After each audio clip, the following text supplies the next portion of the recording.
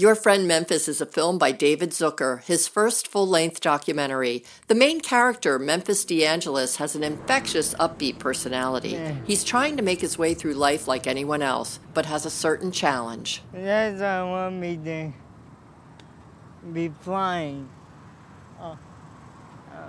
Take to the skies. I thought that it was interesting that you didn't really talk about cerebral palsy in any way. Like, you didn't talk about what the symptoms were, how it affects your mind, how it affects your body.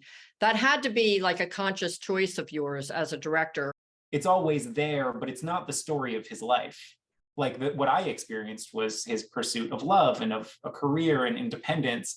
And so the least interesting part of his story to me kind of was the disability. And yet, of course, it's sort of a piece of everything. And it's like those intersections that always made the story complicated and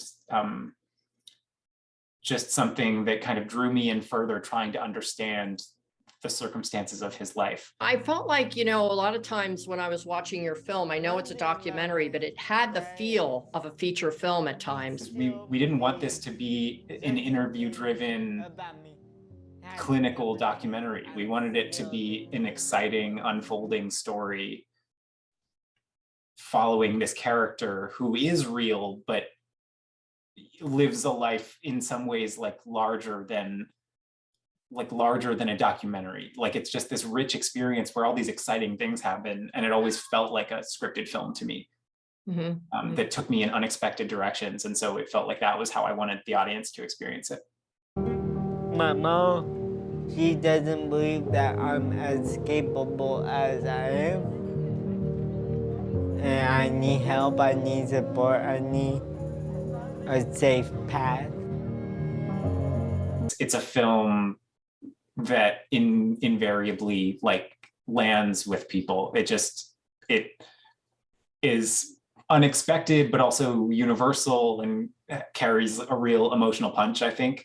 And when people watch it, they come up to me after and they're crying, or they're telling me about one of the many characters who they resonated with most.